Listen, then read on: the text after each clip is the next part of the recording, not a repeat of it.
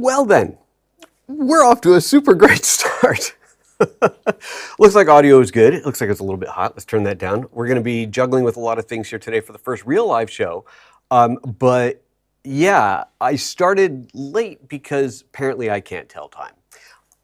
My father, if you are still tuned in, thank you very much. He texts me, says, what happens to the 9 a.m. show, his time zone? And I'm like, it's not for another hour. And then I realized that, oh no.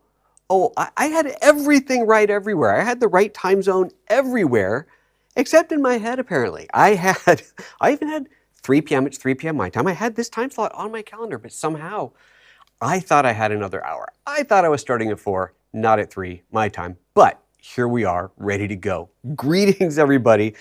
Oh my goodness. So I've been ready for like over an hour, but I was just doing some other stuff. And anyway, we're here. We're here now. So hopefully everything's going to work. Probably not. It's one of those kind of things, but let's see what happens. So first of all, shout outs in the chats. Tell me where you're calling in from. Let's see here. First big test of the new text system. Let's see if the chat works. Boom, it does. There we go. Got that up. So this is going to change. I don't really like the way this works right now. Also, it takes a very long time to refresh, which I'm now looking at the difference between the chat, the live chat, and what's on screen. But I need to find a good way to get the chat up on screen. I was doing before, when I was doing live shows, I had just a single comment would come up. And that works great. But I was looking at some of my old live shows, and I realized I really liked having the full stream of chat, although it does actually have to come up. So I don't know why it's not. Let's force it to refresh. There it is. I may have to manually, no, now it's going. Anyway, we'll see. So what do we got here? We've got NX3D. Hey, how's it going, buddy?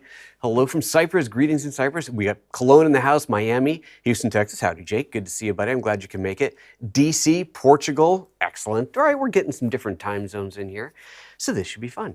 So just in case you've kind of stumbled into here not knowing why you're here, just clicked on the, oh, somebody's live, let's go see it button. I'm PhotoJoseph. I'm a photographer, filmmaker, YouTuber that does YouTube things about those things. And I used to do live shows all the time. Like when I first started YouTube a long time ago, everything was live. That's all I did was live. At one point I was doing shows 5 times a week. Every single weekday I was doing a live show. That was a bit much. At some point it dropped down to 3, and then I think it went to 2.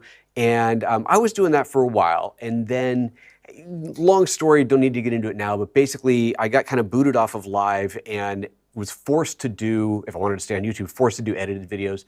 And so I started doing those and really enjoyed those. They got much more views, much more interaction. And so I kind of weaned away from live. And then I came back to doing it for a little while, but it was always like AMAs, you know, just come and talk. And that they weren't that great. So then I just stopped. And then I moved. And now I'm in a whole other part of the world. And I'd been meaning to do live again ever since I got here. And it's taken until now. It's been like practically 1.5 years at this point, and it's taken until now, but I'm finally doing it, finally committing to it. And the format is still to be determined. We'll see exactly what it is. But who else we got in here? We got GHB saying, welcome back, thank you. Brazil in the house, South Africa in the house, nice, excellent. All over the place, love that. So I don't know exactly what the show is going to be going forward, but what today's show is, I think is a really good format for maybe once a month. There's a lot of prep that goes into this, so it's not one that I want to do all the time. But the whole point of today's show is to answer specific questions that have come up in the comments on other YouTube videos that are asking questions that maybe I could just answer it, but it'd be better if I could demonstrate it. Some people are asking for, well, could you show me how to do something? And I can't do that in text, so I could make a whole other video for that. Or I thought this is a good opportunity to do that, to do this live. So if you happen to look in the description, if not, you can look now, or not, don't worry about it. But in the description, all the questions I'm going to address are in there, along with links to the original person who posted it, where that original question was posted, the original video that it came from.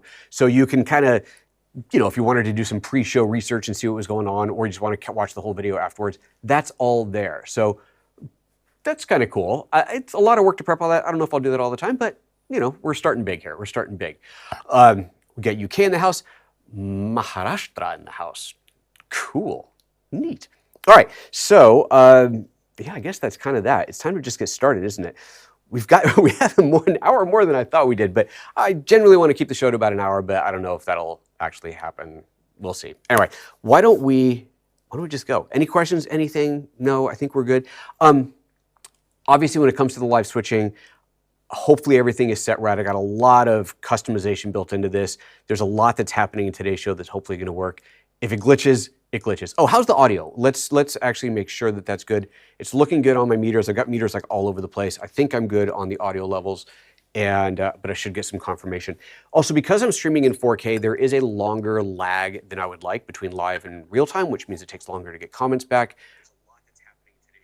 Apparently my phone just decided to start playing this live show. That's the third time my iPhone has done that. It just starts playing. And now I can see it was YouTube that did that. I thought it was Twitter doing it, but that was YouTube, because that was this show, and I had just been looking at, anyway, anybody else having that issue? All right, quick, I wanna make sure the sound is super good before we move forward. India in the house. Hello, Chris Weber. This is always fun. This is always fun. All right, audio is 100. Thank you, Jake, you are my king. All right, let's do it. So starting off with, let's see if this works. Yes. Oh, darn it. I guess I have to turn that off. There we go. Okay, the first question. The first question comes from Geysermeister82. I guess I should have previewed those names to make sure they were all safe for the show. This is in regards to the video I did about the Ronin, the DJI Ronin 4, whatever it is, RS4, that was the one, and Lumix integration. So the question is, my two favorite manufacturers are cooperating. I've just bought the RS4, and it's brilliant, excellent. Now I'm thinking about getting the Lumix S9, but it hasn't been tested on the RS4 yet. I've already asked DJI, but they have lots of other models to test. I'm sure you have the S9 in your range. Could you try it out? That would be great. So that's what we're actually going to do. We're going to legit plug in the S9 to the RS4 and find out if the face tracking works. Now, if you don't know what this is, what we're even talking about today, in that video on the RS4, I showed how Lumix cameras, and this is unique to Lumix, this doesn't work with Sony cameras, it doesn't work with Fuji, it doesn't work with anybody but Lumix cameras, without other hardware. You can do it with the other cameras, but you gotta buy extra hardware. With the Lumix cameras, utilizing the face tracking technology in the cameras, make sure I got everything here, you can have the gimbal follow you around, which is kind of incredibly awesome. Now, I did a whole video on that. It is not the smoothest, bestest in the world, but I actually have an idea on how to make it a bit smoother that we're gonna try out today. I wanna make sure that that is working well. So this is what we're gonna do. We're gonna try it out and see if it works on the S9. By the way, other thing here, let me just switch over real quick to the top down. If you saw the video on the S9 lens, this little Brighton Star lens, if you didn't see the short that I just released, the big complaint I had on this lens was close focus, but I just found, well, due to a comment on here on YouTube, a adapter that is actually adjustable. It moves the lens farther away from the camera. So the focus is down here. This is moving the lens farther away, which makes its closest focusing distance much, much closer. It's really cool. So I did a short on that. I'm super happy with this adapter. And yeah, it obviously doesn't work with any L-mount lens, and I'm sure they make this for other lenses as well. But yeah, check that out. It's really, really cool. Okay. I already kind of pre-balanced the gimbal to some degree. We may need to make some adjustments. We're gonna see if this works. Apparently I do need to put the collar mount on here. Keep the comments coming in at any time. It used to be that if you just wrote my name, it would highlight on screen. That's not working through this system, so I will have to pay a little bit more close attention. But if you have questions, drop them in there. Do put my name in there, so at least there's a fighting chance that I'll actually see the comment. But anyway, we'll do that. So let me just get this thing on here. In the meantime, what do we have? Hi from Switzerland. Excellent. Great sound, crystal clear. Everybody's good with the audio. Excellent. Chris Weber saying that Dave Joseph has bad audio. I'll mark it in my calendar. Well, Jake has helped me a lot with that because I used to have a lot of issues with audio. And actually, I've simplified things dramatically here. So my audio system is just not as complicated as it used to be. So I think we're going to be better off long-term than we used to be. Okay, I've put the Lumix S9 on here. I got an autofocus lens, a 35mm autofocus lens on here. Let's see if I did balance and put this thing back into the right place. Just fire this up. Hopefully this little ham strap's not gonna get in the way. Probably helps if you hit the power button, not the record button. Isn't that cool? It just like wakes up and unlocks, and that's an RS4 thing. It's kind of neat. We actually need to do some setup in the camera itself. So let me do a quick lock on this and get this off of here. And we're gonna take a look at the settings that have to be done in the camera. So that, where'd that little adapter go? There it is. The S9 unfortunately has the mini HDMI or micro HDMI or whatever it is, so it's a little, you gotta get the little adapter. But we're going to plug the HDMI out of this camera into the live system so you can see it, and I'll show you the setting changes that have to be made for that. All right, fire it up, and as soon as it's woken up, I will bring up the menus. So menu, and I've got this set up. I've got to find the right one. Lumix menu. Yes, no. See, I didn't quite redo my presets to go from anywhere, so that's okay. And Lumix menu, there it is. All right. One of the first things that you'll run into if you have Bluetooth enabled on your camera because you're doing file transfers to your phone is when you plug it into the camera, to the gimbal, you plug in the USB, it's gonna say, hey, you have to disable Bluetooth first. So I already know this, so I'm gonna go ahead and disable that now. If you don't disable it, it'll just tell you that you have to. The other thing you need to set up, well, you don't have to, but in the USB, the mode when you connect it, the mode that it needs to be in is PC tether. If you leave it on select on a connection, that's totally fine. It just means that every time you plug in the gimbal, it's gonna pop up a thing that says, hey, I see that there's a USB port. What kind of protocol do you want? Do you want it to be storage or tether? The answer is tether, but if you're never using it for storage, if you're never plugging in your camera to the computer for storage to offload files, which is really kind of a crappy way to do that, so I really don't recommend it unless you're in a pinch, then just go into the settings and change it by default. That just means there's one less thing to do when you plug it into the camera. It just shows up and works. And then autofocus. We do need to, of course, be in autofocus. This camera, this lens is autofocus lens, and we need the autofocus mode to be face detection. So we're gonna go, that's working, autofocus mode and autofocus with face detection, and we want human, eye, face, and body. You can do just eye and face if you know you're doing close-up, but you really should do human, eye, face, and body, because that way if you get too far away from the camera and the box, the eye tracking box can no longer find your face, it'll switch to body detection and the gimbal will continue to track you. If you leave it in face only and it loses your face, chances are pretty good that it's just gonna go, I don't know where you are anymore, and it's not gonna follow you. So if you're doing this, set it to here. The thing that we're gonna test after we test all this and see if it actually works, assuming that it works, and I have confidence, we're gonna find out. When I did the video on this, there were a lot of people commenting that the tracking was pretty rough, was pretty bad.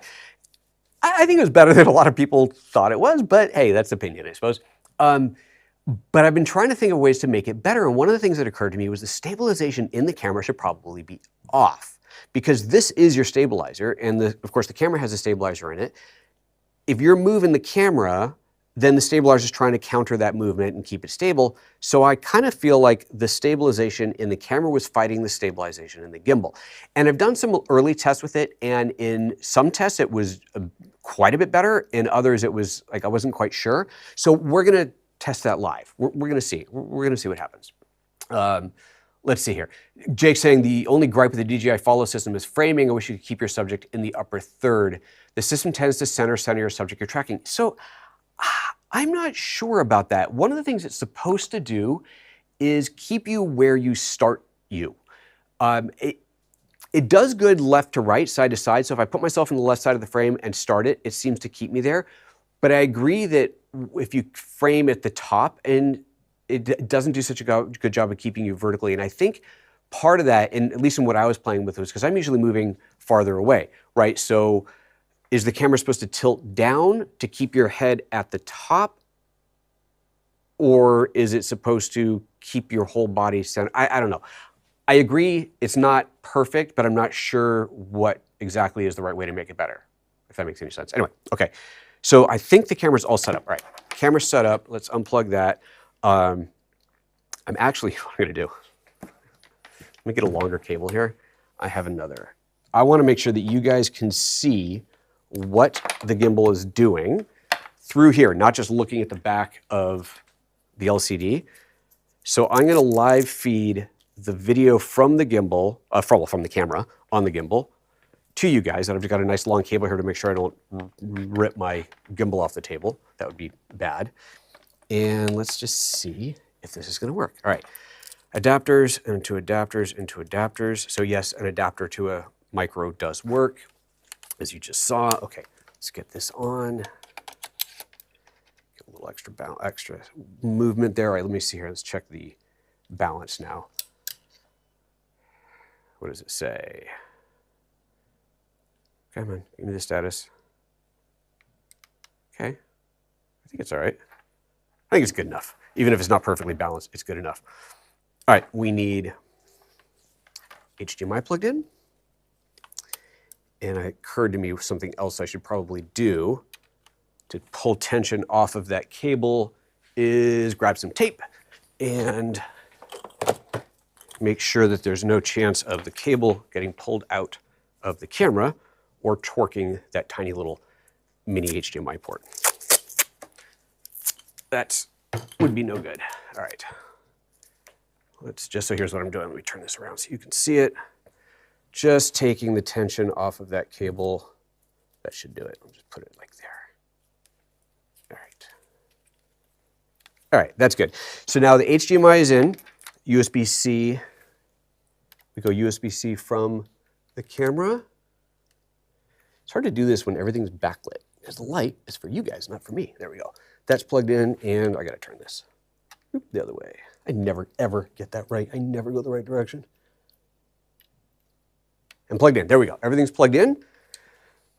And reset the display on here because it's asking me things I don't want it to.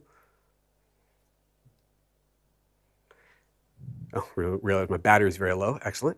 Oh, USB power is provided by the device. Right, I forgot about that. The camera will pull power from the gimbal, so that's cool. It's got the USB mode on. Okay, so the USB mode is there. So now let's do this. I'm going to turn the camera around and let's face this towards me so I can see it. And then, oh, I know the other thing I needed to do. That was in the autofocus mode. So let's go back to the menu real quick. Go back to this menu. I need to set the autofocus mode to be always. Let's see here, autofocus, continuous autofocus. There we go, mode 2, all the time. Otherwise it'll only go when it's recording, which would be bad. So we got that on. So now it's always on autofocus, excellent. We can turn that off now. Go back to here. I'm gonna put this cable, I guess it's safe right there. All right, cable safe. So to recap, what we're doing, this is the LUMIX S9, which is not on the list of compatible cameras with this DJI RS4 active track system. It is not on the list. We're gonna find out right now if it works. So I'm going to feed you the full camera view, which I guess I gotta label my buttons a little bit more clearly or with colors or something. All right, there we go. Okay, we can see the focus working. Now the way that you start this is simply pull this trigger right here. That's it. That's literally all you have to do to start the active track once it's obviously plugged in. So let's go to here. It's focused. Click. It's working. There we go. Look at that. It's working. It's working. So there you go. So the gentleman who asked the question, it does work with the LUMIX S9. All right, so here's now what I want to, that's really cool. I'm very excited for this. Here's what I want to test. Hopefully the lighting's good enough. In the initial video that I did, I basically did this walk. I walked from here over to here. So pay attention to how smooth or not smooth it is. And then I kind of walked over to here. And right now we're doing this in the same mode that I had it in before. And I could see, I've got a couple preview monitors. I can see it's kind of jerking a little bit. So that's what that looked like. Let me do that one more time. Watch it closely. And then I'm going to turn off stabilization. And we're going to see if it's any better. So just pay close attention to how smooth or not smooth, how jerky the movements are as I'm moving around. Okay, all right, so that's that. Now to stop it, you just hit the button again. Let's go back to the menu. So what do you guys think of that so far? Mr. Fraser in the house. It would be interesting to try one area with human detection. Put the box where you'd want your face for upper thirds. Let me bring this chat up here. There we go. It'd be interesting to try one area with human detection, put the box where you'd want your face for the upper third and see if tracking will keep you there or if it tries to send you. Okay, I like that. Okay, that's great, Matt. We will try that next.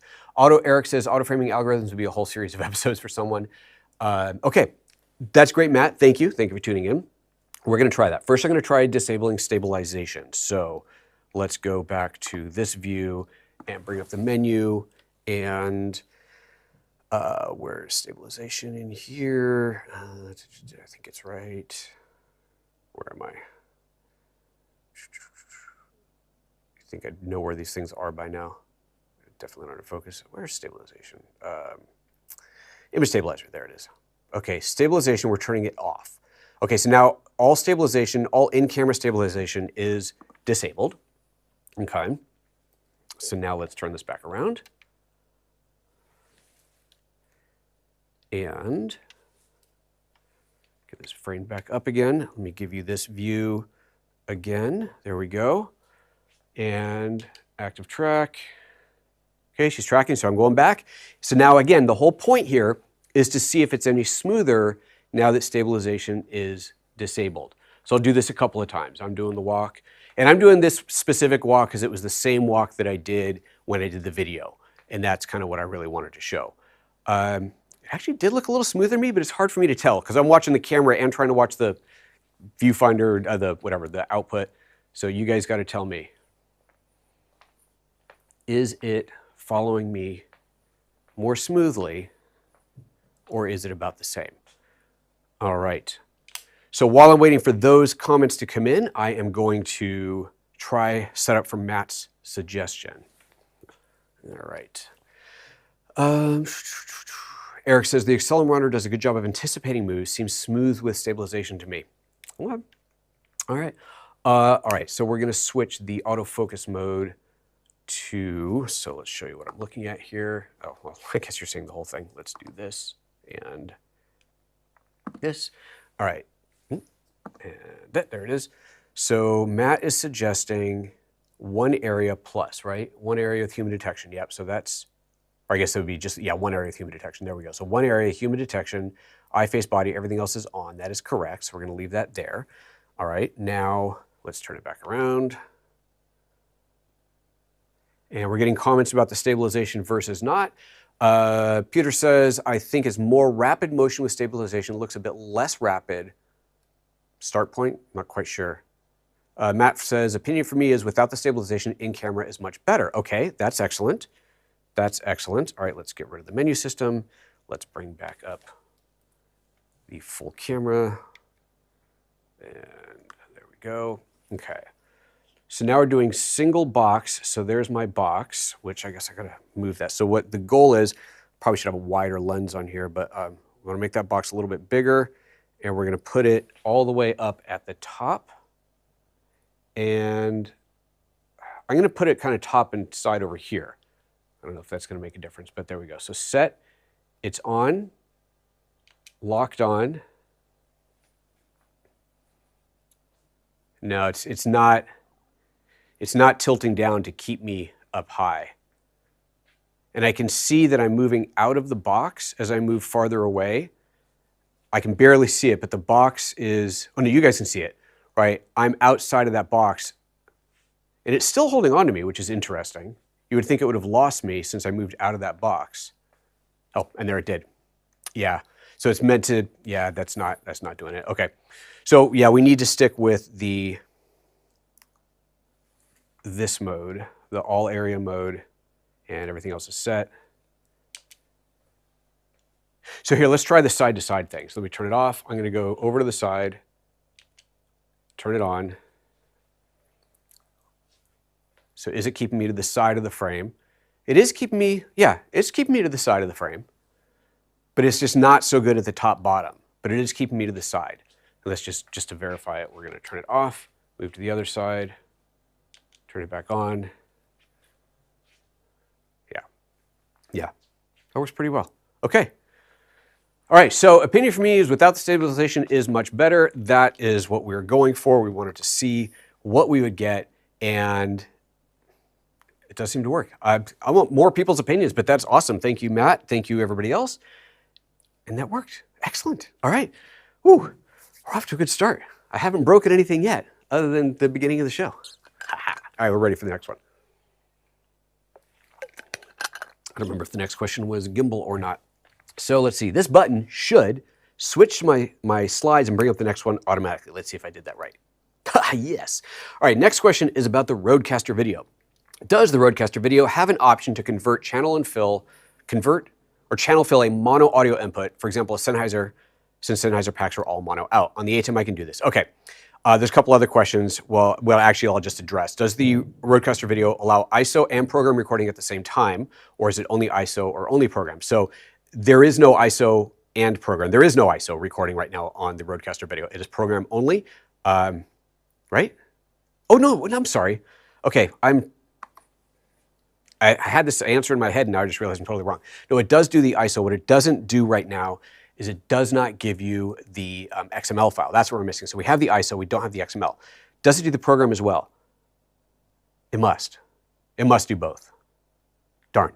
I answered a different question earlier, and now I realize that I answered the wrong question. So we're gonna do a recording test because the other part of his question, which now if I hit that button is going to go to the next slide.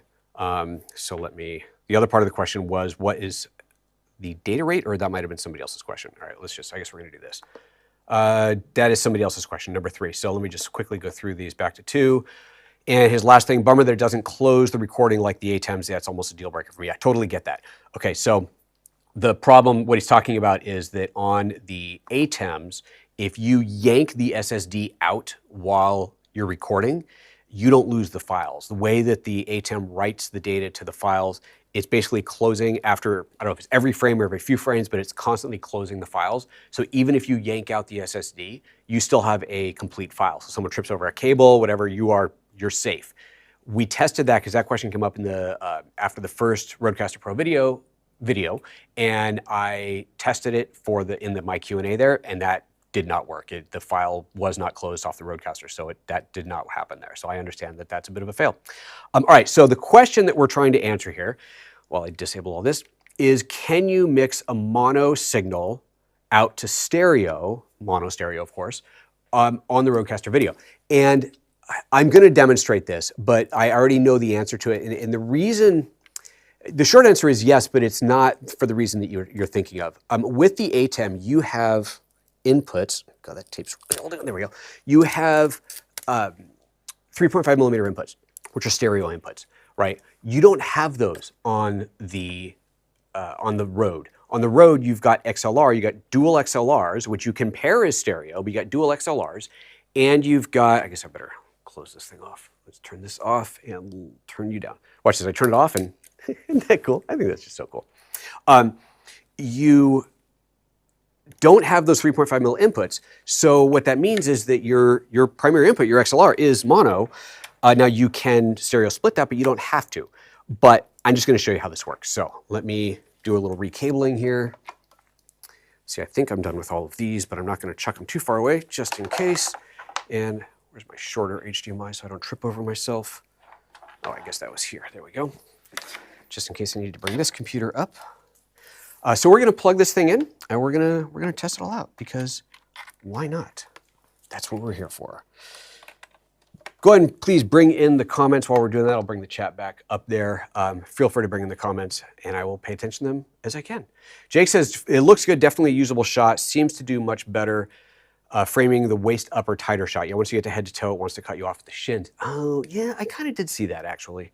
I kind of did see that. All right, I need power for this, and I need Ethernet for this.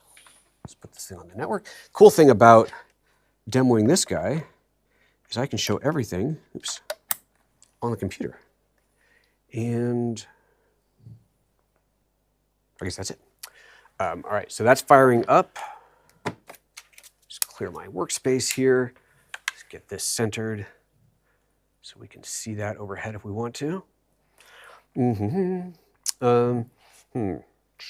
me a second here. I'm realizing that the way I have my slides set up, I can't see the questions once they go off screen. If you can't see them, I can't see them. So I just need to bring it up to make sure I'm addressing everything that needs to be addressed. There we go. All right. So what we're going to do let's take a look at the back of this. I guess is that long enough to flip this over? Sorry. I just want to flip this over so I can show you the back and it's not upside down. But I need to stretch my power cord up. There we go. All right, let's look at this from top down. And you can see here, get that tilted towards the light a little bit better. So your audio inputs here do not include a 3.5 millimeter in. So XLR, I guess you can do XLR or stereo, but that's just not kind of the way it normally is. And I could be wrong on that. Please, by all means, correct me. I don't work with XLR that much.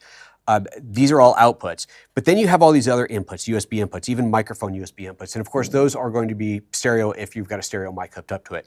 So this doesn't have the type of input that you would find on the ATEM, right? So if I grab my ATEM, here's the ATEM Mini. This guy, get over here in the corner, this has standard 3.5 mil mic inputs, which can be stereo inputs, which one of those kind of cool features is on the ATEM, on the ATEM Mini you have one input, on the ATEM Mini Extremes you have two inputs. So you could have a mono input, but it's a stereo jack. So you could put a stereo mic, or you could put a splitter and put two mono mics on there and then split that in software. So you could actually have 4 discrete microphones coming into the ATEM in addition to everything that can come in over video, which is kind of neat. So what we need to see is how we deal with the audio in this. Now the way I'm going to bring audio in is by plugging in, I've got a boom mic overhead here. And so I'm just going to plug that into one of the XLRs. Now this, if you were doing, he had specifically said with the Sennheiser, and I think he might have been thinking about the old analog Sennheisers, which I don't have anymore. I sold mine before I moved to Europe because the frequency was not legal in the US, in Europe. The newer digital ones would have the XLR directly on it. If I plug this in, it's going to show up as a stereo feed because the software automatically takes that and puts it on both channels. But we're going to show that how you can change that. So I don't know that I'm going to be able to answer the question because the question doesn't necessarily apply to this as it's asked, but I'm going to show you what we do have, and hopefully that will help to address the questions that are being asked. All right, let's get the Rode software up. And we'll take a look at that. Excellent, there we go. So there's the Rode software. It is connected to this RØDECaster. We go to the audio mixer. And so here's what you've got, this combo 1 and combo 2 port. Combo 1 and combo 2 are the XLR 1 and 2 inputs. And so the way that it is set up by default, they are unique inputs. You can see my audio levels here. You can see that it's a mono input, but you can also see up here that it's splitting it across both channels, right? So it is doing that. Now, if you were bringing it in as a stereo pair, let's say that you had stereo mics and you wanted to feed, wanted to input 1 and wanted to input 2, you can join them, right? So if I go here into the advanced settings, I can say link 1 and 2, and now 1 and 2 are linked. And let's see here. Oh, I need to put phantom power back on. Let's see this, set that to a condenser mic. Phantom power is on, and let it warm up the mic. There it goes, the mic's back up. And so now we're seeing it as a mono track. You can see it coming over here just on the left channel. So that one coming into input 1 is being treated as the left and it's showing up on the left channel, which is what you would expect it to do. As soon as I go back in here and unlink this, let's turn phantom back on. I don't know that this setting just really matters, but there we go, turn phantom back on. And now, once the mic warms back up again, oh, levels are dropped automatically. There we go. So now we're seeing it mono feed split out to stereo. However, if you need to take this mono feed and send it only to the left channel, so the opposite of what you're asking for, you can do that. You go into the advanced settings in here, and then here you have all these different filters and adjustments you can play with. Down at the bottom, you have panning. And so with panning, once that's activated, now you can pan left or right, however you want. So you could split, push a mono input to left or right channel. So that's how that works. I hope that can answer the question. Again, the question doesn't really apply to this hardware exactly, but hopefully that addresses whatever your concerns were with bringing in a mono feed. So with that said, the next question up is on this same hardware, which was what sample rate and bit depth does the audio record at? So this is what we're going to check right now. And in doing this, we're also going to check the program, if we're getting a program record along with the ISOs. In fact, I've got, let's see, is this the right cable? No, this is the cable. I'm gonna plug this video feed in just so we get a video feed. This is actually for another demo coming up in a moment here, but at least this way we'll have a video feed coming in. So we just plug this guy in, input 1, and let's see if we go to the scene builder. Okay, that's super weird. I don't know what's happening there, so we're just going to not do that. Oh, and then it goes good. That's even stranger. Let's try that again. Plug that in. And, oh, you guys aren't looking at that feed. There we go. Oh, now it works. Okay, I had like super weird green screen, and I don't mean that green screen, but the whole thing was green, but it's working. Okay, so that's working. That's great. Now let's do a recording test. Grab my little drive. So what we're going to test now is, oh, can you guys hear? There's all kinds of banging. There's a gym next door, and sometimes they like drop their weights. I'm wondering if you guys can hear that. We're going to plug in this drive. Let's see, let's go to the overhead shot again. I guess I should widen this out a little bit. See a little bit more. Ooh, wide, wide, wide. There we go. And so I've got my little OWC drive. I'm going to plug this guy into one of the USB ports on here. Get my head out of the way. There we go. Plug that guy in. Kind of cool. Let's see. Actually, here, this is why I had it zoomed in. I know it's not stable, but we're working on it. USB storage not formatted. Format now. Erase. So this is really cool. It's something you don't get with the ATEM, is the drive formatting directly on the hardware. You can do a lot more with the RØDECaster hardware on its own than you can with the ATEM, which is pretty slick. Okay, so that's that. All we have coming in is one video feed, one audio feed, but just like with the ATEM, when I hit record, it is going to record every single input, even if there's nothing there, because anything could get added at any time. So it just records everything all the time. That's how it works. So let's go back to the overhead. To record, I just push the record button on there. It tells me it's recording over here. Give it a couple seconds. It's recording. Yay, we're good. Stop that. And that's it. That's all we need, right? Right. Okay. Get rid of this. I guess we'll unplug all that in a moment. Plug this guy into the computer. And go to that view. Let's see, I guess I can get rid of the Rode software now. There's the thing I just created. So let's see, this, I should have changed camera angles, but this, I believe, is the program. Title sets a Zoom podcast. Yeah, that's the program. Right, so you do have the program, and then here's the ISOs. So there's your video ISOs, cameras 1 through 6, and the audio ISOs, inputs 1 through 9, and then the live mix. You have a separate live mix. Let me make this a little bigger. You have a separate live mix in addition to the program, which obviously is going to have audio on it as well, and then of course the unique feeds. Now the question that's being asked is, what is the format of these files? And the answer is 24-bit 48K. So it's 24-bit 48K linear PCM audio file. That's the answer to the question of what the format is. Excellent. All right. We're just moving along here. Chat time. RK Red Knight Designs. Good morning from Texas. Well, good morning to you in Texas. Okay, I'm going to just scroll up. See, Piotr has a question asking if I've done my research on the EL zone. And I've started to. I haven't finished it. I went hide everything on my Mac, and now I can't find my scrolling chat thing. There we go. And get to the right window. There we go. So let's see if did I miss anything? So sorry, to answer that question, I have started. I haven't gotten to the point where I'm ready to do a video on it yet. I know that's something that you want me to do, and I will work on that. My kingdom for this, but with Canon RF cameras. I like my Lumix cameras. What can I say? Let's see here. All right, good. That's as far as we'd gone before. Jake saying it looks good. God, this scrolling. I am trying to scroll here, and it is not easy. So I'll tell you what the system I'm using is for the chat in just a second here. Side of the frame doesn't work. Yeah, okay, good. We got all that. So the L zone. Good morning from Texas. Those XLR jacks look like combo jacks. Correct. Are they 1/4-inch TS or TRS? Oh. I don't know.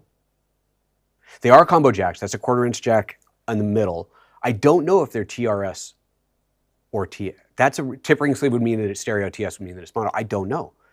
Jake, do me a favor. Go to their website real quick and look at the specs and let me know. That's great. London Drives, a PhotoJoseph Live. Oh no, I'm back. Pragmatic filmmaking. Why isn't there tighter integration between Lumix and DJI products?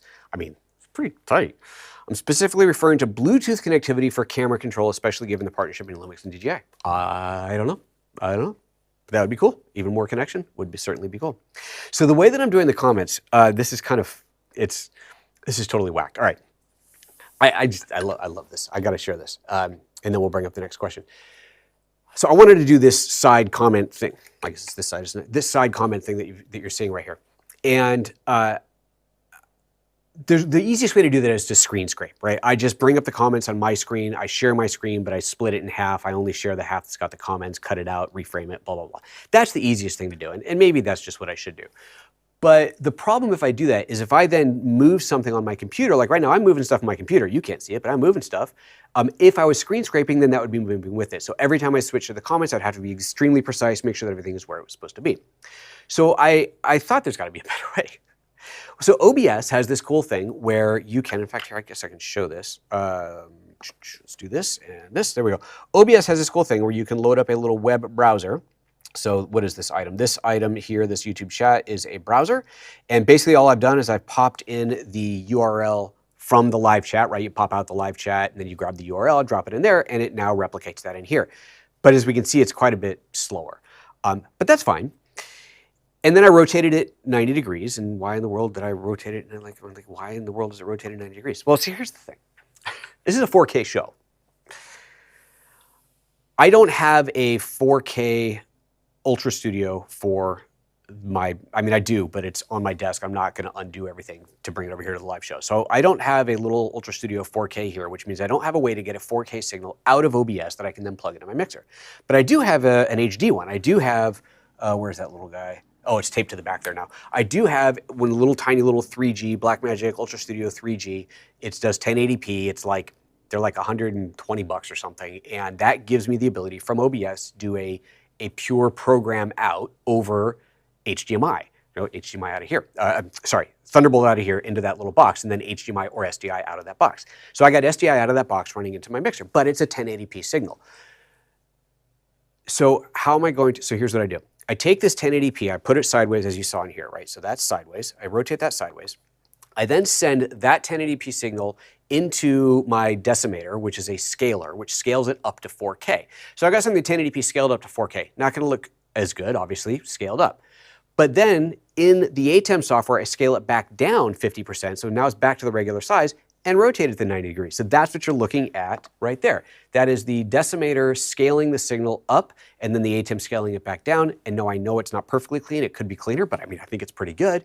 And that gives me nice big chat in here. And the way that I'm controlling the size, this is so cool.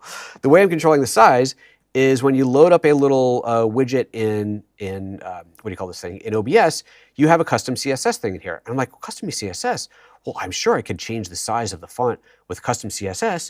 I don't know anything about CSS. How do you do that? You know how you do it? Yes, ChatGPT for the code. And it spat it out, and I dropped it in there, and it worked. Pretty slick. So, but again, it's not perfect. As you saw, I have issues scrolling it. It's really very slow to scroll. Basically, the way that I am scrolling it is, let's see here. From this view, I found there's this interacting with option. I think it was in the drop down. And I can scroll on here, but it's like, now it's scrolling a little bit better than it was, but it's really, no, now it's not scrolling again. It's really, really hard to scroll. So that's not cool. That's not cool. Jake says they are TRS. Excellent. So that's a TRS signal, which means it does have stereo input. So if you took anything is stereo, but if you took an older Sennheiser mic, an analog mic with mono out, plugged it into, went from 3.5 to TRS to 1/4 inch and plugged that in, then it would be mono on there on a stereo input. And so you'd probably have to do the slide over. Huh. Anyway, options. Excellent. All right. Where are we? I think we're ready to go to the next question. I think we are. I think, actually, I'm going to take apart some of this stuff. We're done with this. Yep, we are. What is the next question? Yeah, we're done with this. I'm going to unplug all of this. Get this out of the way. This is fun. This is like live the old days. There goes that cable. I know I'm going to need that. Live in the old days. It's kind of cool. It's fun. It's a little chaotic. It's a little mad. But wouldn't have it any other way. Yes, power off. I do appreciate that this has a power button, which sounds like a bizarre thing to say, but the ATEM minis don't have power buttons, so it's kind of, you know, it's kind of nice to have one. All right, I'm going to need this Ethernet jack. Let's leave that there because the next question is, I believe, about ATEM. Next slide. Oh, darn it. I really got to fix that. And, nope, wrong one. And, shoot. Now I got to go back to this. There it is. Could you possibly, why, certainly I could you possibly show on the ATEM Extreme how you can have both a chroma background with the subject in front and then put that into a picture-in-picture while I show PowerPoint slides. So what they're asking is a picture-in-picture, which of course means, you know, a smaller version of one of the video feeds, up in the corner over something else, in his case, PowerPoint slides. But that picture-in-picture is somebody against a green screen, a chroma screen, and keyed out. The answer is yes, you certainly can. And I've actually got this set up so that I can actually do this live. So let me get rid of, finish clearing off my desk. Let me get rid of this drive here so I don't step on it. Oh, QuickTime's using it. Don't just quit. QuickTime. Quit. There we go. And I'll get rid of that. And I've got these two cables. Let's see, this one again, the right one. That's the input, purple's the input. That's going into input 1. Orange is the output. That is going into output 1. Power is power. I'm going to plug that in. And Ethernet. All right, so now we've got the ATEM Mini Extreme booting itself up. And I have, let's see, I've gone and messed up my display here. There we go. I have this camera angle set up, which is not the greatest green screen, but it's okay, it'll work. So I've just got a green screen set up over here. I have the edges of the screen purposefully in frame because I'm going to show how you can crop that out. And we are going to do a rough key. If you're doing this properly, you would definitely have actual real lights on the green screen. I'm not doing that because just a quick demo, but you're going to see how this whole thing comes together. Okay. I think I'm ready to go. Yeah. All right, so here's what we do. Let's make sure this works. If I push this button here, we should see the ATEM output. We do. Okay, so the ATEM output, what you're looking at on here is the actual, the multi-view output of the ATEM Mini, which of course is 1080p, so that is running through a scaler. If you're wondering, like, how many scalers do you have? I have one.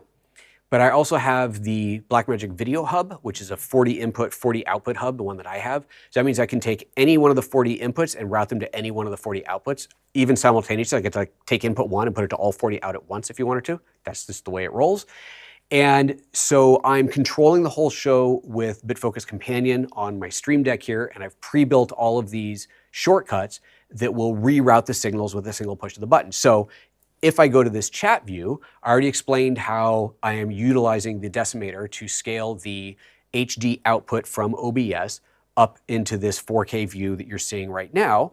Now, when I push this button, everything switches. You saw a little flicker there. I could have covered that flicker better, but you know, at some point you're like, it doesn't matter for the show. That has rerouted the output from the ATEM Mini Extreme ISO through the decimator, and it's being scaled up as well. Now, I also have the ability here, so you're looking at the multi-view right now. I also have the ability here to swap between the multi-view, the program, and the preview, which right now the preview is the same. So this is going to become handy in a moment here when we're doing all this fun and games. All right, and let's see, anything else in the comments I want to do? The ATEM, NX3D, they is a good friend of mine, and they make 3D printed stands for ATEMs and a bunch of other hardware. And you're absolutely right, and I have one for this, and I should have set it up on here, and I apologize that I did not.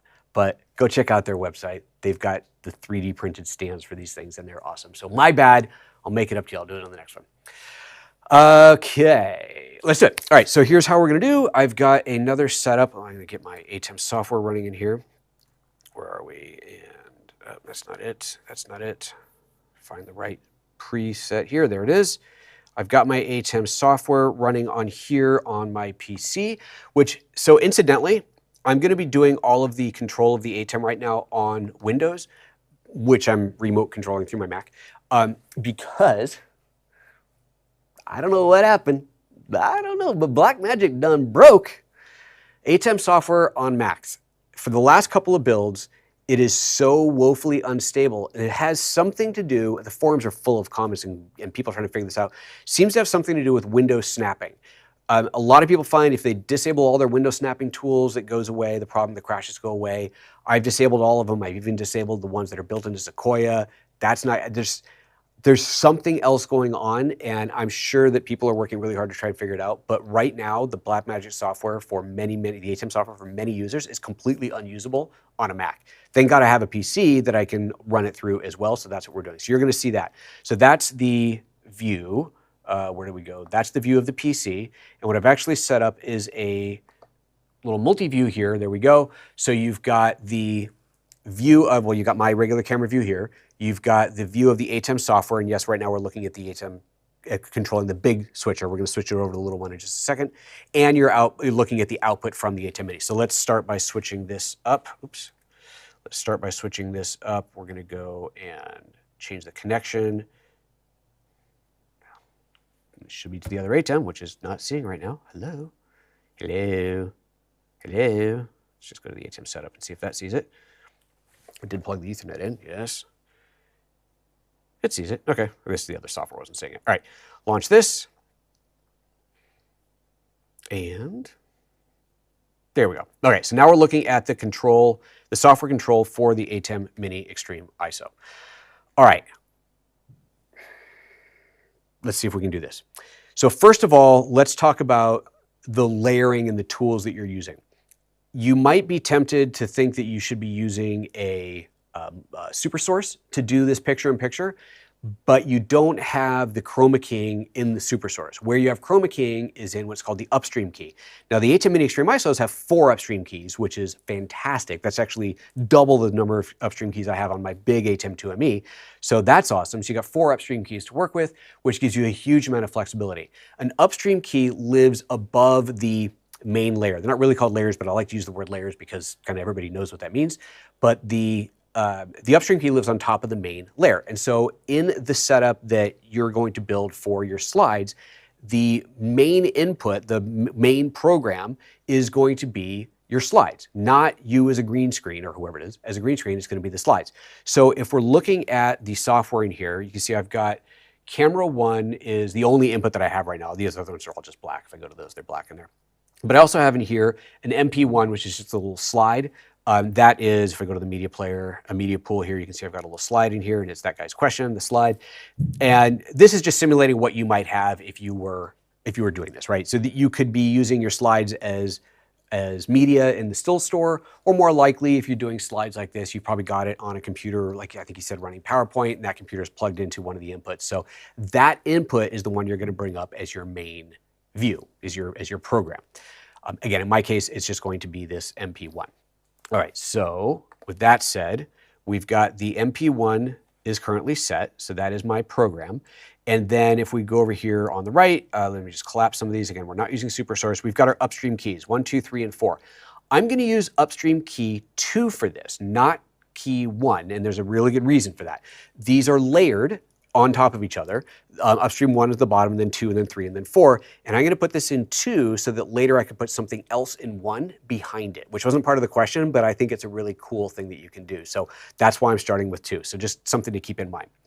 All right, so upstream key 2, the settings, first of all, it's set to a chroma key. So you've got Luma keys, chroma keys, pattern keys, and DVE keys. Chroma key is what we need because that's going to give us the green screen background, the green screen removal. That's chroma keying, color keying.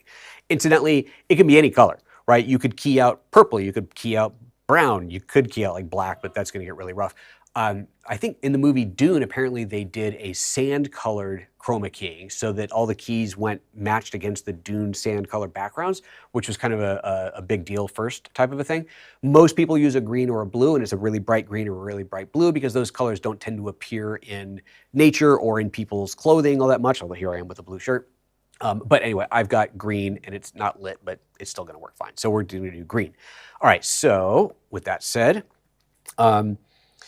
it's set to the fill source. Now this is where you select the camera that is pointing at the green screen. So in that case, it's camera 1. We already saw camera 1. We can see it in the preview right now. Yep, you can see that in the preview, me on the camera 1 over there, that one right there. So that is already there, but now we've got it set to the fill source here as camera 1. Now we're going to sample the color from the background. If you bring this live, let's say I just go ahead and turn this on, I can no longer sample the colors here. You can see in here that my chroma sampling is disabled. That is only available to you when it is off air. So if I hit the chroma sample, you get this little box, and I'm going to show you this a couple of times, changing the size of here.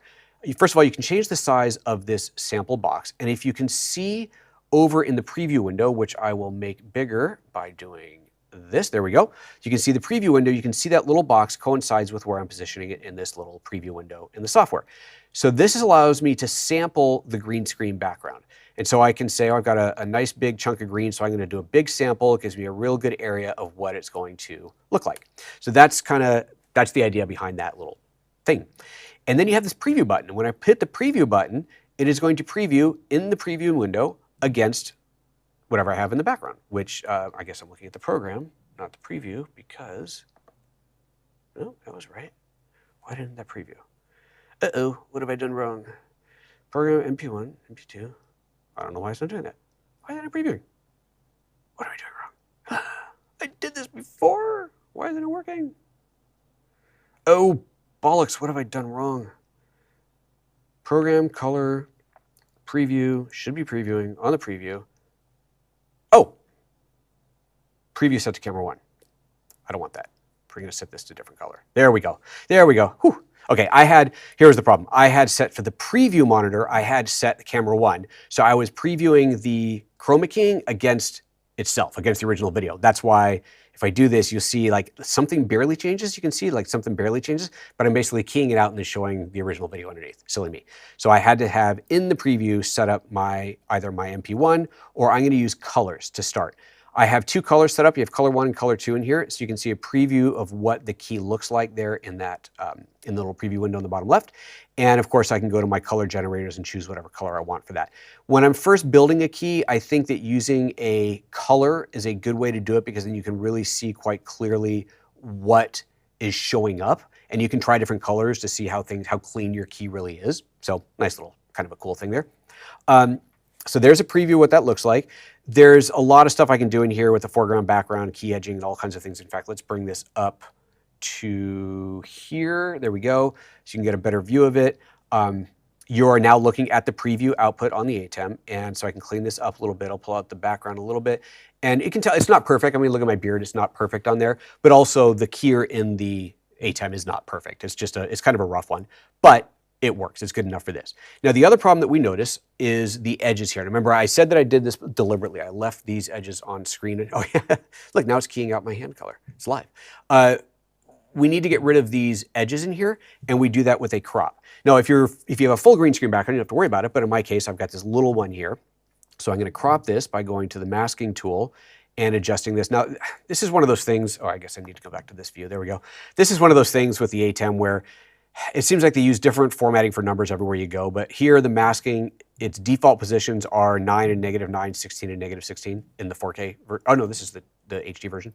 So you just need to remember what those are to go back to them, which is kind of tedious. But anyway, I'm going to go to, I think, like -13. Let's see, is that crop? Oops, see, it's almost cropped it out. Let's try -12 and a little bit more. Now I can use the arrows to go a little bit finer, go the other way, and I'm going the wrong way. Brilliant. Go this way, and we're just trying to crop out that little tiny fragment up there in the top corner, and close enough. You know, I'm just going to do -11 and make this easy. -11. Okay. Right-hand side, same thing. Let's see, it's at 16. Let's try 14. Nope, let's try 13. Okay, good. So now I've got a good, clean background. However, because I've cropped, you see what happens with my hand here. It's the same thing would happen if I move my arm all the way out of frame, right? It would cut off, but now it's just going to cut off even sooner. So to make this look believable, that's the tip with the layered USKs we're going to look at. But anyway, we'll come to that. So right now I've got this little chroma key background. So now its preview's good. So now we can go ahead and turn off the preview, and let's go ahead and put this up on air. So let's go back to the multi-view. There we go.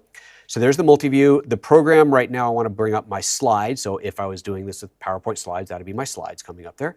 And now to bring me up onto there against the green screen, I just bring this USK2 on air, bring it on air. And there I am. Now I'm obviously in the wrong place. So I go back over to the USK software and I go to the flying key adjustments. And here you can change your size and your position. So let's just move it over. Let's say I want to go on the top right. So I'll kind of, in a position like this, you would probably do like put it on the bottom.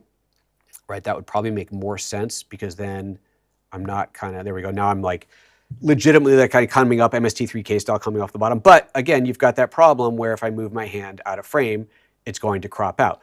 But if you did want to put it up top, obviously you can put it wherever you like. So let's go ahead and put it, oops, wrong one. Let's go ahead and put me up in the top there. There we go. So now I'm this kind of weird floating head thing, but here's why we did the USK on USK2. I'm going to go and to upstream key 1. I'm going to go ahead and turn it on, and I can choose between a Luma, Chroma, pattern, or DVE key again, but in this case, I'm going to do a pattern key. Actually, you know, let's make it really simple. Do a Luma key to start. It's color 2, so the color that's set up here, or it could be a graphic, right? I can bring in this fill source from anything. I bring in another graphic or another camera, but a graphic, static, something would make more sense. And I can mask that, and I'm going to mask this the same mask settings that I did for my upstream key 2. So my mask settings for USK2 were, where were we? Let's go down. 9, 9, minus 11, and 13. 9, 9, 11, 13. So let's go back to this one. 9, 9, minus 11, and 13. So now I have the exact same crop on this solid color, and now I want to position this in the exact same place. So let's go back to USK2. What was my settings? My sizes were 10.2, 4.2, and half. Okay, 10.2 and 4.2. I can remember that. Go up here, flying key. We're going to type in 10.2 and 4. I think it was negative 4.2, wasn't it? Negative 4.2. Nope, it was 4.2. 4.2. There we go. So now it's exactly behind me. So now let's go ahead and make this bigger. In fact, I'll go full screen on this. Let's go to this view and, oop, that was it. Sorry, there we go, program. So now as I go out, I'm actually hitting the blue edge on there. So it makes sense, right? Now I've got this edge that it makes sense to go past. And obviously I can make this crop and shape anything that I wanted. Now, if you do rounded edges, that gets a little bit harder, but because you really don't have a way to round crop, but you could put a round thing in the background and just be real careful. But this allows me to put a little window. Obviously you wouldn't do a solid blue because then why'd you do a green screen? But you could put, you know, any texture in there or, I don't know, you know, France in the background, whatever you like. And you've got this nice backdrop that makes sense as you run your hand to the edge, it hits the edge and it's legitimate, right? It makes sense in there. So that's kind of cool. So that's how you do that. It totally worked. That demo worked. Excellent. Cool. All right. Chat time. Let's see what's going on here. Whew. Chat. All right. Let's see. Is this, you know, this is right. This is the right direction. Yeah, this is good. This is good. Droz Mister says, having issues with S9 active track, 70 to 200 f2.8, whipping left and right from 65 feet away. Trying to track for vertical video, 2.3, stabilization is off. I don't know, man. I mean, so we just tested the S9. If you've been here since the beginning of the show, we tested the S9 and it worked, even though it's not a technically supported camera, but it does work. 65 feet away, I don't really have a way to troubleshoot that. I don't know how tight that is. I mean, if you're at 200 millimeters at 65 feet away, that's probably fairly tight crop. If you're moving too quickly, it'll jump you out of frame. It's not like you can't run, you know, you can't go crazy running and have it track you on a tight framing. I don't know. I don't know. I would say to troubleshoot it, I would say move a little closer, go a little bit wider, make sure that the camera is really tracking you, that it's seeing you and not losing you. In fact, here's a good way to troubleshoot this. Here we go. Here's what you should do.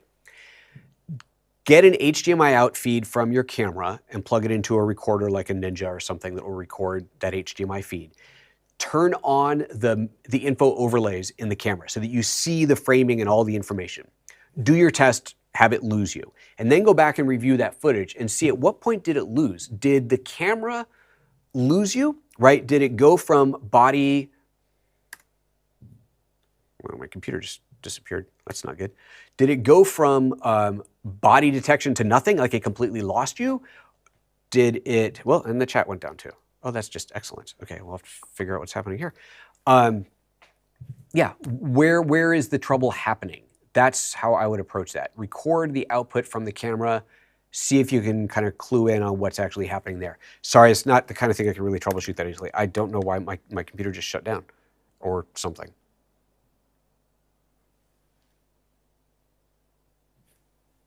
I don't know what's happening. It's got power, but it does not.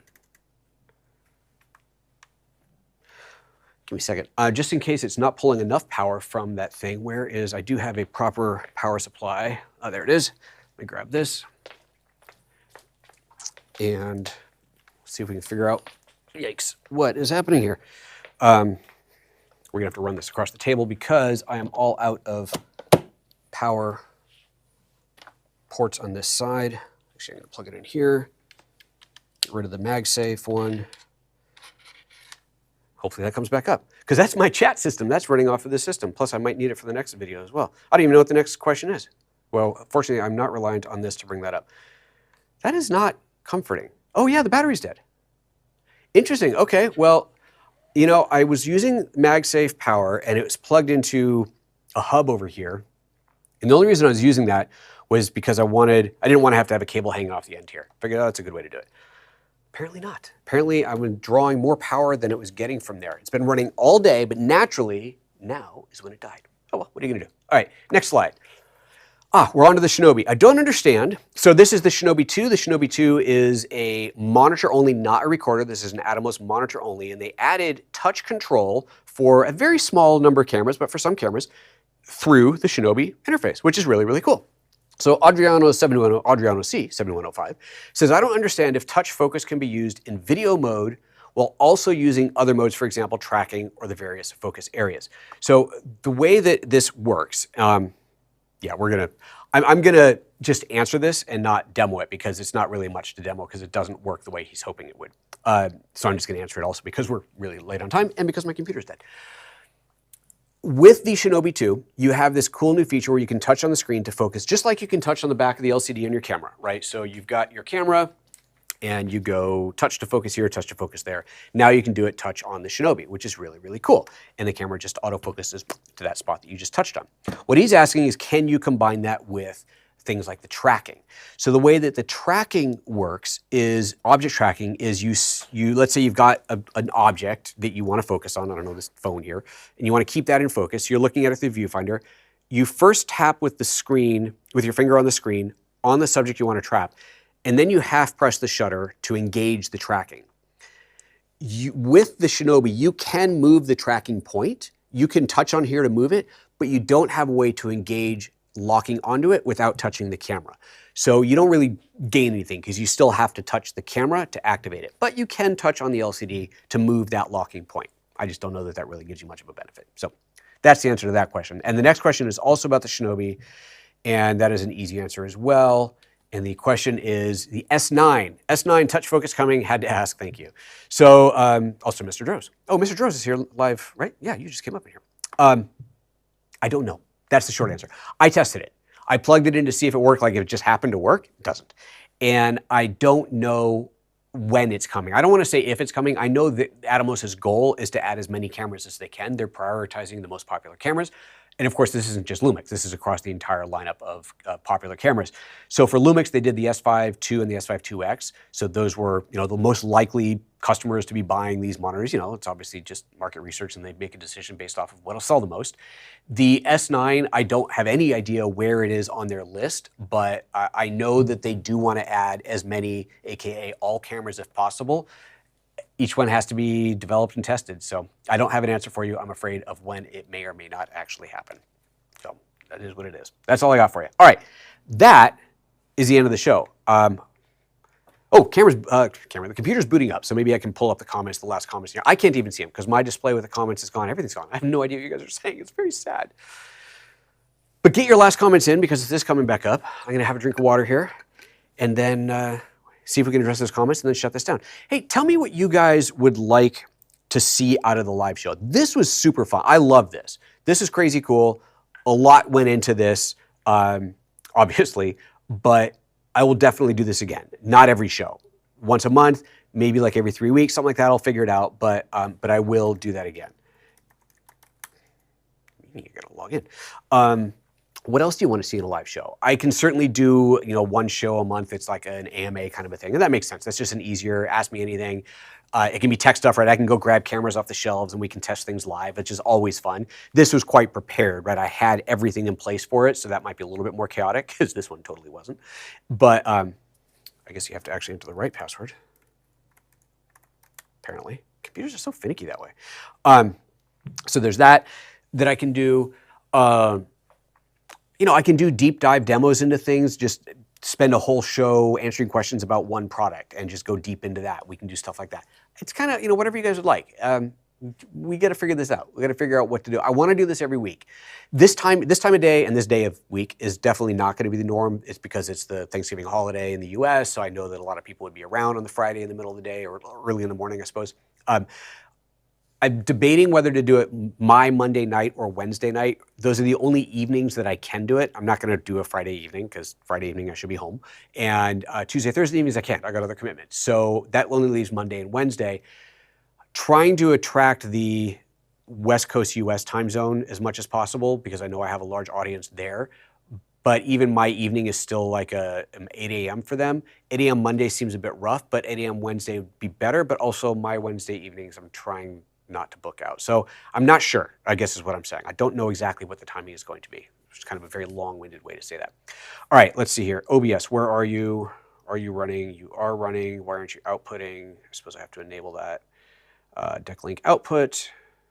No, it's on. Oh, this monitor turned off. That's why. All right, here we go. Comments are back, baby. All righty. Oh, Aaron in the house. Good to see you, Aaron. Oh, look, Aaron's in blue because he's an admin. Oh, it's so funny. This way that I've scaled them, you can see the names and the text have scaled up. I'm looking at the wrong camera. The text and the names have scaled up, but the icons haven't. Hey, Bill, icons next to everybody. Yeah, I got to come up with a different way. This is a cool idea, but it just doesn't quite do it. Let's see. Also, looks like there was more I need to scroll up. Let's see here. All right. Can you use the 90 DJI cable to balance without hitting the cable? Oh, the 90-degree DJI cable. I don't know. I think so. It's just I know there's two. I actually had the other one sitting here. Yeah, this little guy is what you're talking about, right? Oop, wrong view. Overhead. There we go. This is what you're talking about, right? So where's find center? Focus. There we go. So this is the other USB-C cable. It comes with a little 90-degree to straight. I don't see why it wouldn't. It's just a USB-C cable, so that should totally work. I just didn't use it this time. I probably should have, actually. Aaron, so good to see you on here. Thank you very much for joining. Background looks good, even with cropping. Oh yeah, that whole thing. Yeah, I mean, it's, you know, it works, man. It's kind of cool. It's kind of cool. Any recommendations for full-frame anamorphic L-mount lenses? All right, John Bautista. Oh, or John Bautista, different Bautista. The only ones that I've worked with regularly at all are the Sirui lenses. Let's see here, I had the Venus Laowa nanomorphs, which have a replaceable mount. You can swap the back mount out, and I had it with both L mount and micro four thirds. Those are tiny lenses. On full frame, they're only APS-C, so you have to do an APS-C crop. They're still great, but they're soft. They're a little bit softer. They're smaller. They're just not kind of as high resolution, if you will. But they have a really great look. If you look back at my video, it was the second Open Gate. So Open Gate Part 2 or Open Gate Redux or something like that, where I shot a bunch of stuff in Japan. I shot that on the GH6, I think it was at the time, with the nanomorphs, and it looks really good. It's such a good look. I absolutely love those lenses. They made me send those back, which is a super bummer. The Sirui anamorphic lenses are quite good. I think for the value, they're great. They're bigger, heavier. I can go grab one for you. They're big and heavy. I mean, not compared to like an Atlas, so you know they're still real small, but these are really cool anamorphic lenses that I really enjoy. And honestly, I just don't get to shoot with them enough. I'm gonna grab two here, 150 mil, and actually here, yeah, get the 150 and the 35, so you can see two very different sizes here.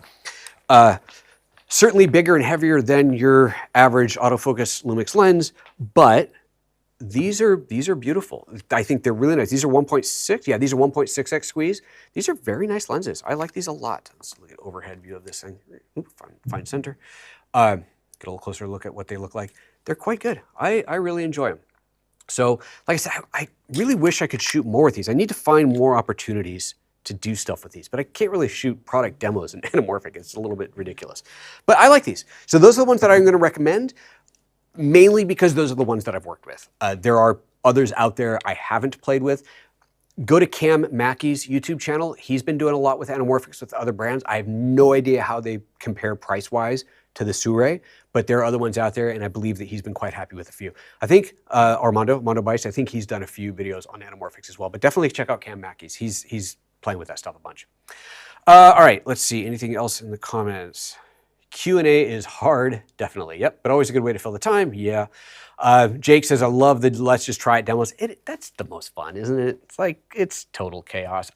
I feel like, it's one of the reasons I like those is because I feel a little bit more relaxed in the sense of as the audience, your expectations aren't that I have everything at the ready, right? It's like, oh yeah, we can do that. Okay, let me think. I have to think about it. I have to go grab things. I got to set stuff up. It's just, it takes time and that's okay. Whereas if I'm planning something, then my expectation, at least even in a live show, is that from the audience, you're like, come on, man, what do you mean you didn't have that cable ready? What are you doing here? So it makes it more relaxed. It's kind of fun. It's kind of fun. Eric says, are you doing much with lighting since the new studio is now in production? I'd be up for anything old and new on lighting. I haven't done much with lighting, have I? The lights that I'm using here, this is one light that is lighting this. Obviously the background's got all kinds of whack stuff going on, but this set is one light. And the only problem that I have with that is sometimes top-down stuff, right? So if I go to my overhead, and I don't know, like this actually is this was a better example, the RØDECaster. Because the RØDECaster is at quite an angle, if I push this in, so there, okay, it's not turned on, so none of the buttons are lit up. But this looks very dark, looks underexposed, but it's not. Look at my hand, right? It is not underexposed. If I tilt it up and it catches all that light, oh, well, now you can see it perfectly clearly. So I feel like I should have some light coming from overhead, but then that would cast other shadows that would be straight down. Right now, I mean, look, if I got shadows now, it's like there's nothing, right? The shadows are barely there. So it's really nice and soft, and I don't want a bunch of harsh shadows all over the place. So I've never added a top-down light that I was happy with. So this is literally one light. Yeah, that's it. What is this thing? It's my Nanlite 300, I'm trying to read it, something 300 Pro, no, what does it say? Forza 300, Nanlite Forza 300 with a big, huge, like 60 centimeter octa. So that's it. And a grid. It's a grid on there. It's a little slightly more angular. Yeah. But I get it. I should do some more with lights. Dro says, I'm at Shinobi 2, I thought. Not quite sure what that's related to, but I thought, wait, I'm at Shinobi 2. I thought I was live. You are live. I'm not quite sure what you're asking. But anyway, yes, you are live. There's just a bit of a delay here. And I hope I answered your Shinobi question. Hey, baby. Okay, I guess that's it. I think we're done. I think we're wrapped. That was an hour and a half long, well, hour and 15 because I started 15 minutes late because I can't tell time. So I guess that's it. Honey, chill some wine. I'm coming home. All right, let's end this thing. I've got a little wrap out and go to the right page and we're going to close it. Thank you so much, guys, for tuning in. This is awesome. I'll look at the stats later. I have absolutely no idea how many people were here. I'm excited to see. This was fun. Thanks, Aaron. Thanks, Jake. Thanks to all the regular folks that used to come to all the other shows that are here again. So good to see you. This is fun. Maybe I think I'll do this next week. I just got to figure out what to do next week. But yeah, we're going to do it. All right. See you later. Bye.